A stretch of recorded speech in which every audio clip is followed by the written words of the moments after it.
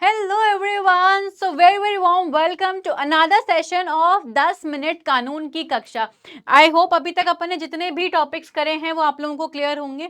आज एक बहुत ही इंपॉर्टेंट टॉपिक मैं आप लोगों के लिए लेके आई हूँ, that is negligence and its types and torts. अच्छा, नेग्लिजेंस से हर बार एक क्वेश्चन तो पूछा ही जाता है, अब जो है इसके टाइप से भी पूछा जाने लगा है कि कॉन्ट्रीब्यूटरी नेग्लिजेंस क्या होती है, कॉम्पोजिट नेग्लिजेंस क्या होती है। तो सबसे पहले आइए अपन लोग देखते हैं कि नेग्लिजेंस ही क्या होती है ना। तो टॉर्ट्स में हम लोग नेग्लिजेंस पढ़ते हैं।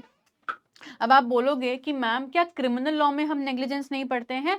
हमने क्रिमिनल लॉ में कहीं भी एज सच जो वर्ड है वो नेग्लिजेंस हमें नहीं देखने को मिलता है।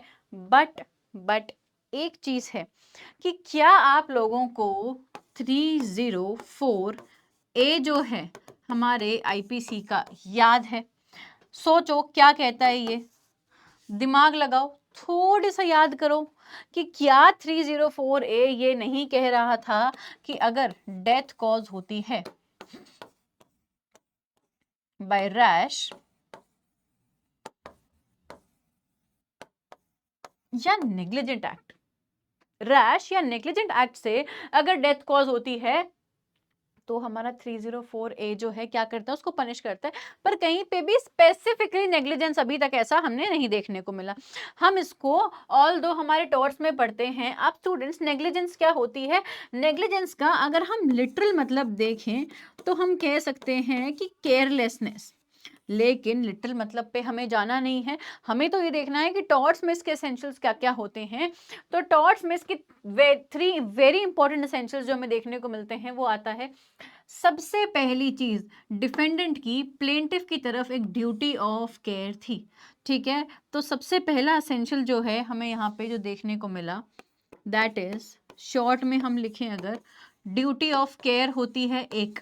ठीक है, दूसरा मतलब ड्यूटी ऑफ केयर मतलब ध्यान रखने की ड्यूटी होती है कि भाई अगर आप कोई भी काम करेंगे तो आप इस तरीके से करेंगे कि प्लेंटिफ को नुकसान ना हो। अच्छा, अब क्या ये ड्यूटी लीगल ड्यूटी होती है, मॉरल ड्यूटी होती है, रिलीजियस ड्यूटी होती है? ऑब्वियसली टॉर्ट्स में हम लोग देख के आते हैं कि मॉरल या रिलीजियस ड्यूटी की कोई जगह ही नहीं होती है। हम सिर्फ और सिर्फ क्या पढ़ते हैं, लीगल ड्यूटी देखते हैं। ठीक है, चलिए। अच्छा, अब ये ड्यूटी ऑफ केयर भी किसकी साइड से होनी चाहिए? डिफेंडेंट की साइड से होनी चाहिए। फिर आता है कि अब डिफेंडेंट ने इस ड्यूटी का कोई ना कोई ब्रीच किया है, यस और नो? ब्रीच ऑफ ड्यूटी के बिना हम कैसे कुछ कर सकते हैं? भाई ड्यूटी ऑफ केयर है और उस ड्यूटी का ब्रीच होना चाहिए, यस और नो? अदरवाइज तो फिर हम किसी भी इंसान को कैसे पनिश कर सकते हैं? चलिए, फिर आता है तीसरा, plaintiff suffer damages as a consequence there of.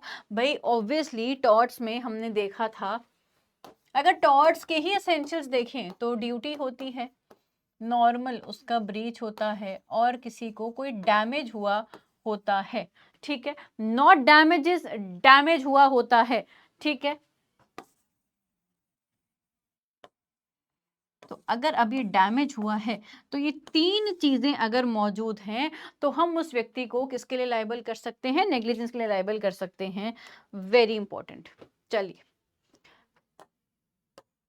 Next, अब अपने पास बहुत ही लैंडमार्क केस लॉ आता है, Jacob Matthew versus state of Punjab. इस केस में जो एपेक्स कोर्ट है हमारा, ऑनरेबल सुप्रीम कोर्ट, इन्होंने क्या बताया था कि नेग्लिजेंस क्या है? एक ब्रीच ऑफ ड्यूटी। अच्छा, इस केस में डिफाइन करने की कोशिश की गई थी और सुप्रीम कोर्ट ने डिफाइन करने के साथ साथ कुछ इसके एसेंशियल बताने के साथ साथ एक और चीज इंपॉर्टेंट कही थी कि नेग्लिजेंस को डिफाइन करना, एक कंपार्टमेंट में रखना काफी ही डिफिकल्ट है। ठीक है, तो यहाँ पे बोला गया कि नेग्लिजेंस क्या है? ब्रीच ऑफ ड्यूटी है, जो कि कैसे होती है? किसी भी चीज के ओमिशन से होती है, जो कि एक रीजनेबल मैन जो है वो करता है। अच्छा, अब हम क्या देखते हैं कि भाई यहाँ पे बोला गया डिफाइन करना डिफिकल्ट है, तो मैम डिफाइन कैसे किया है?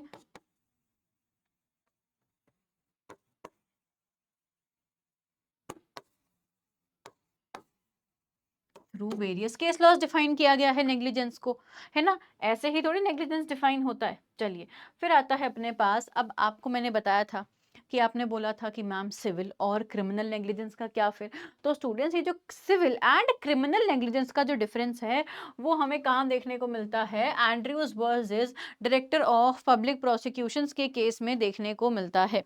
ठीक है। इस केस में क्या किया गया था, इस केस में डिफरेंशिएट किया गया था between criminal and civil negligence, और यहाँ पे क्या बोला गया था कि जनरली नेग्लिजेंस का मतलब क्या है भाई, सिंपल लैक ऑफ केयर, पहली चीज। अच्छा, लेकिन सिंपल लैक ऑफ केयर में यहाँ पे भी बोला गया such as will constitute civil liability is not enough. Criminal law के पर्पस के लिए हमें डिग्री ऑफ नेग्लिजेंस देखना पड़ेगा। अगर एक हायर डिग्री ऑफ नेग्लिजेंस है तो ही वो क्रिमिनल लॉ की कैटेगरी में आएगा, क्रिमिनल नेग्लिजेंस की कैटेगरी में आएगा, अदरवाइज वो सिविल, अगर हम बात करें उसके लिए सिविल लाइबिलिटी ही इनफ होगी। ठीक है, तो simple lack of care civil liability, और अगर हम देखें कि हाई डिग्री ऑफ नेग्लिजेंस जो है वो क्रिमिनल केसेस में हमारे रिक्वायर्ड होती है। ठीक है, क्लियर है। तो क्रिमिनल ऑफेंस के लिए हमें क्या प्रूफ करना पड़ता है, a higher degree of negligence has always been demanded in order to establish a criminal offence. ठीक है, क्लियर है। चलिए फिर आता है, अब नेग्लिजेंस के मैं आपको दो मतलब बताती हूँ। अच्छा, टॉर्ट्स में भी दो मतलब होते हैं, बिल्कुल। टॉर्ट्स में नेग्लिजेंस दो तरीके से देखा जाता है, या हम कहें इसके दो रूप होते हैं। कैसे, एक तो ये इसको एक स्पेसिफिक रॉन्ग मानता है, दूसरा ये इसको क्या मानता है, सिर्फ दिमाग की एक, हम अगर अपन बात करें स्टेट ऑफ माइंड है ना, दिमाग की एक दशा के रूप में हम नेग्लिजेंस को देखते हैं। कैसे, रॉन्ग तो हमने एसेंशियल्स पढ़ लिए, duty of care, breach of that duty, damage हुआ है।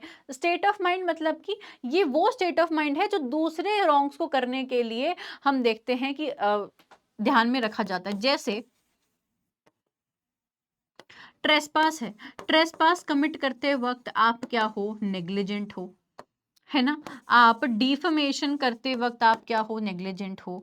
आप न्यूसेंस करते वक्त क्या हो, नेग्लिजेंट हो, है ना। तो अगर आप ये तीनों चीजें करते वक्त नेग्लिजेंट हो तो नेग्लिजेंस क्या है, एज अ सेपरेट रॉन्ग नहीं, एज अ सेपरेट टॉट नहीं देखा जाता है, ये क्या देखा जाता है, as a state of mind देखा जाता है। ठीक है, और यही दोनों चीजें यहाँ पे दे रखी हैं। चलिए, इसके लैंडमार्क केस लॉज कौन से हैं, वेरी वेरी इंपॉर्टेंट, काफी बार पूछा जाता है। डनॉग वर्सेस स्टीवेंसन का केस, यहाँ पे बोला गया था नेग्लिजेंस को, यहाँ पे ही बोला गया कि ये एक सेपरेट टॉट है rather than a state of mind. यहाँ पे बोला कि जब भी एक ड्यूटी होती है किसी चीज को ध्यान रखने की, तो नेग्लिजेंस एक स्पेसिफिक टॉट होता है। क्लियर है। चलिए, अब इस केस में हुआ क्या था, इस केस में एक फ्रेंड ने अपनी दूसरी फ्रेंड के लिए एक जिंजर बियर बॉटल परचेज की थी। अब वो ओपेक थी, उसमें से कुछ दिख नहीं रहा था। तो उस जिंजर बियर बॉटल में उस फ्रेंड ने जैसे ही उसको खोला और उसके कंटेंट्स एक ग्लास में पोर करे, तो वहां से एक डेड स्नेल उसमें से तैरता हुआ निकला, और उसको देखते ही वो जो है वो फ्रेंड शॉक हो गई। शॉक से चलो हो सकता है कि उन्हें गैस्ट्रोएंटेराइटिस हो गई, पर कुछ तो हुआ, गलती थी, मैन्युफैक्चरर की गलती थी, खरीदने वाले की, सॉरी बेचने वाले की गलती थी। अब मुद्दा ये उठा यहाँ पे कि भाई क्या एक्चुअली में मैन्युफैक्चरर की ड्यूटी ऑफ केयर होगी या नहीं होगी। ठीक है, तो यहाँ पे क्वेश्चन ये उठा कि क्या मैन्युफैक्चरर जो है जिंजर बियर बॉटल का, उनकी एक ड्यूटी ऑफ केयर है टू द एंड कस्टमर, क्योंकि उन्होंने डायरेक्टली तो सेल नहीं किया। तो हाउस ऑफ लॉर्ड्स ने बोला, अब यहाँ पे क्या लगाया गया, नेबर प्रिंसिपल अपनाया गया, और बोला गया कि अगर आपके एक्ट से डायरेक्टली किसी को नुकसान होता है तो आप लायबल होंगे। और कोर्ट ने यहाँ पे ये बोला कि मैन्युफैक्चरर का काम क्या था कि उन्होंने जो चीज बनाई है वो कोई कंज्यूम करे, तो उनकी ड्यूटी एंड कंज्यूमर तक बनती है, ना कि रिटेलर तक। रिटेलर तो कंज्यूम किया ही नहीं। यस और नो। कोर्ट ने ये भी बोला कि भाई नोशन ऑफ नेग्लिजेंस क्रिएट किया, जो आर्ग्यू करता है कि जो person who breaks their duty and harms another can be held accountable for damages. Clear है। चलिए, फिर आता है बॉन्ड हिल वर्सेस यंग। यहाँ पे बोला गया कि कोई ड्यूटी ऑफ केयर नहीं थी। It was held that Mr Young did not owe a duty of care to Mrs Bourhill as she was not within the area of potential physical danger as not and was not a foreseeable victim of the crash. क्या हुआ था यहाँ पे, थोड़ी देर पहले एक pregnant lady ने, क्या हुआ, वो जब एक रोड से गुजर रही थी तो वहां पे क्या हुआ था, किसी कोई मोटर एक्सीडेंट हुआ था, द पर्सन डाइड, बट वहां पे जो ब्लड था वो वहां पे ऑलरेडी था। प्रेग्नेंट लेडी ने वो देखा, शॉक हुआ, स्टिल बॉर्न चाइल्ड को क्या किया, उन्होंने बर्थ दिया, उन्होंने केस किया। तो हमें बोला है कोई ड्यूटी ऑफ केयर नहीं थी। फिर आता है Birmingham water works company, Blyth versus Birmingham water works company. इस केस में ये बोला गया कि भाई एक प्लग जो कि 25 साल तक बहुत ही अच्छे से चला है। अब अगर सीवियर फ्रॉस्ट आ जाए और उसकी वजह से पानी एस्केप कर जाता है प्लेंटिफ के प्रेमाइसेस में, तो यहाँ पे डिफेंडेंट की गलती नहीं है, ये एक्सट्रीम फ्रॉस्ट था, डिफेंडेंट ने तो नॉर्मल फ्रॉस्ट के लिए प्रोटेक्शन दिया था, तो यहाँ पे कोई भी नेग्लिजेंस नहीं था, कोई ड्यूटी ऑफ केयर जो है वो नहीं ब्रीच हुई थी यहाँ पे। ठीक है, फिर आता है बोल्टन वर्सेस स्टोन। यहाँ पे क्या हुआ था, एक बैट्समैन ने बॉल को हिट किया, बॉल इतनी ऊंची उछल के कहाँ चली गई, हाईवे पे चली गई और वहां पे गलती से किसी एक पर्सन को लग गई। तो अब कोर्ट ऑफ अपील में बोला गया कि ये जो ग्राउंड है ये 90 साल से क्रिकेट ग्राउंड की तरह यूज करा जा रहा है, बॉल काफी बार हाईवे पे गई है पर किसी को लगी नहीं है, तो यहाँ पे नेग्लिजेंस नहीं प्रूव हो पाई। क्लियर है। चलिए, श्याम सुंदर वर्सेस स्टेट ऑफ राजस्थान के केस में हम देखें कि एक ट्रक जो बिलोंग करता था स्टेट ऑफ राजस्थान को, वो कुछ दूर चलने के बाद ही इंजन में फायर लग गई। फायर से बचने के लिए जो उस ट्रक में पर्सन था वो जैसे ही कूदा, नीचे कूदते ही एक स्टोन से उनका सर लगा और उनकी डेथ कॉज हो गई। यहाँ पे नेग्लिजेंस प्रूव हो गई। क्यों? क्योंकि ये बोला गया कि आप ट्रक अगर लेके जा रहे हैं कहीं तो आप पूरी देखरेख करते हैं, ऐसे इतने इजीली किसी भी ट्रक में फायर नहीं डलती है। क्लियर है। तो ड्यूटी ऑफ केयर होती है, लीगल ड्यूटी होती है, मॉरल रिलीजियस ड्यूटी या सोशल ड्यूटी नहीं होती है। लॉर्ड एटकिन ने बोला कि आपको उन चीज़ों का ध्यान रखना पड़ेगा जो आप फोर्स ही कर सकते हो कि उनसे इंजरी हो सकती है, उस ड्यूटी का ब्रीच होना चाहिए और फिर डैमेज उस ब्रीच की वजह से किसी को डैमेज होना चाहिए, तो आपको डैमेजेस देने पड़ेंगे। फिर आता है हमारे पास कॉन्ट्रीब्यूटरी एंड कॉम्पोजिट नेग्लिजेंस। अभी जो कॉन्ट्रीब्यूटरी एंड कॉम्पोजिट नेग्लिजेंस है, यहाँ पे मैं आपको बहुत ही एग्जाम्पल से बताती हूँ। कंट्रीब्यूशन का मतलब क्या है? कंट्रीब्यूशन का मतलब है कि प्लेंटिफ ने क्या किया है, अपने ही नुकसान में, अपनी ही गलती की वजह से कंट्रीब्यूट किया है। लेकिन कॉम्पोजिट नेग्लिजेंस का यहाँ पे मतलब क्या है? कॉम्पोजिट नेग्लिजेंस का मतलब है कि ए और बी दो जने हैं, उन्होंने मिल के, इन दोनों की अपनी अपनी नेग्लिजेंस की वजह से एक सी व्यक्ति है जिसे नुकसान हुआ है। ठीक है, यहाँ पे अगर आप देखें तो यहाँ पे एग्जाम्पल भी लिख रखे हैं कि एक जना रॉन्ग साइड से आ रहा था, एक जना ओवर स्पीडिंग कर रहा था, दोनों केयरलेस थे, तो कॉम्पेंसेशन जो है वो रिड्यूस कर दिया जाएगा। ठीक है, कुछ रूल्स होते हैं हमारे पास कंट्रीब्यूटरी नेग्लिजेंस के। पहला आता है लास्ट अपॉर्चुनिटी रूल। ये क्या बात करता है कि वो पर्सन जिसके पास लास्ट अपॉर्चुनिटी थी डैमेज को अवॉइड करने की, वो क्या होगा? लाइबल होगा। चलिए, इसका लैंडमार्क केस लॉ है डेविस वर्सेस मैन और British Columbia electric company versus लोच। यहाँ पे वापस इस रूल को रिट्रेट किया गया था और इस केस में कंस्ट्रक्टिव लास्ट अपॉर्चुनिटी आप देख सकते हैं वो आई थी। फिर आता है अपने पास doctrine of apportionment of damages. ये रूल क्या कहता है कि डैमेजेस अपोर्शन कर दिए जाएंगे, जितनी प्लेंटिफ की गलती, जितनी डिफेंडेंट की गलती, उतने डैमेजेस जो हैं प्लेंटिफ के कम कर दिए जाएंगे, है ना।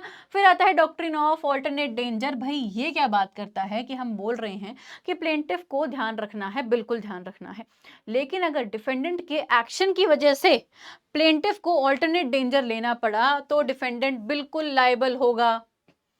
ठीक है, प्लेंटिफ जो है अगर ढंग से केयर रख भी रहा है पर फिर भी डिफेंडेंट की वजह से उन्हें क्या करना पड़ गया, एक ऑल्टरनेट डेंजर एक्सेप्ट करना पड़ गया, तो भी डिफेंडेंट क्या होंगे? लायबल होंगे। जैसे कि जोन्स वर्सेस बॉयज के केस में यहाँ पे क्या हुआ था, प्लेंटिफ डिफेंडेंट के कोच में थे, कोच इस तरीके से नेग्लिजेंटली चल रही थी कि प्लेंटिफ डर गए और उन्होंने सोचा कि कोच से हम कूद जाते हैं, लेकिन जैसे ही वो कूदे उनकी टांग टूट गई। प्लेंटिफ अगर सीट पे रहते तो उनको कोई हार्म नहीं होता क्योंकि कुछ देर बाद ही वो ट्रेन रुक गई थी। प्लेंटिफ ने यहाँ पे क्या किया, रीजनेबली एक्ट किया, तो मतलब उनको क्या करने पड़ेंगे, डैमेजेस दिए जाने पड़ेंगे। कोर्ट ने यहाँ पे हेल्ड किया। श्याम सुंदर वर्सेस स्टेट ऑफ राजस्थान के केस में यहाँ पे सुप्रीम कोर्ट ने ये बोला कि सिमिलर इफेक्ट होगा इस केस में भी, क्योंकि गलती थी, ट्रक स्टेट ऑफ राजस्थान का था, फायर लगी, इसलिए जो पर्सन जंप किया जिसकी डेथ हुई उन्हें क्या मिलेंगे? डैमेजेस दिए जाने के वो हकदार हैं। फिर आता है कॉन्ट्रीब्यूटरी नेग्लिजेंस ऑफ चिल्ड्रन, कि भाई चिल्ड्रन होते हैं कि नहीं कॉन्ट्रीब्यूटरी नेग्लिजेंस के लिए लायबल, तो यहाँ पे बोला गया बिल्कुल हो सकते हैं, लेकिन उनकी एज का ध्यान रखते हुए ही वो क्या होंगे? लायबल होंगे। Is that clear? और लैंडमार्क केस हमारा आर श्रीनिवासा वर्सेस के एम पाराशिवा मूर्ति 1976। क्लियर है। फिर आता है कॉम्पोजिट नेग्लिजेंस। यहाँ पे मैंने आपको अभी बताया कि 2 और मोर डिफेंडेंट्स नेग्लिजेंट होते हैं और उनकी कंबाइंड नेग्लिजेंस से एक इनोसेंट प्लेंटिफ को नुकसान होता है। तो यहाँ पे प्लेंटिफ ने कुछ गलती नहीं की होती, 2 लोगों की वजह से एक जने को नुकसान होता है, तो वो फुल कॉम्पेंसेशन क्लेम कर सकता है। अच्छा, लाइबिलिटी आपसे बहुत बार पूछी जाती है कि यहाँ पे कैसी होती है, जॉइंट एंड सेवरल होती है, मतलब किसी भी एक के अगेंस्ट जो प्लेंटिफ है वो डिक्री इन्फोर्स करा सकता है, ठीक है, उसको पूरी अमाउंट देनी पड़ेगी। वो अब दूसरे डिफेंडेंट से बाद में लेता है, कैसे लेता है, वो प्लेंटिफ का लुकआउट नहीं है। Is that clear students? तो ये अपना क्या था, 10 मिनट कानून की कक्षा का टॉपिक था आज का, नेग्लिजेंस। आई होप समझ आया होगा। थोड़ा बहुत इसमें क्या है, क्योंकि लंबा टॉपिक है तो 2-3 मिनट ऊपर हो सकते हैं। आई होप आप लोगों को लेकिन समझ आ गया होगा, मैंने इसमें सारी चीजें कवर करने की कोशिश करी हैं। That's it for today students, मिलते हैं नेक्स्ट सेशन में। Thank you very much.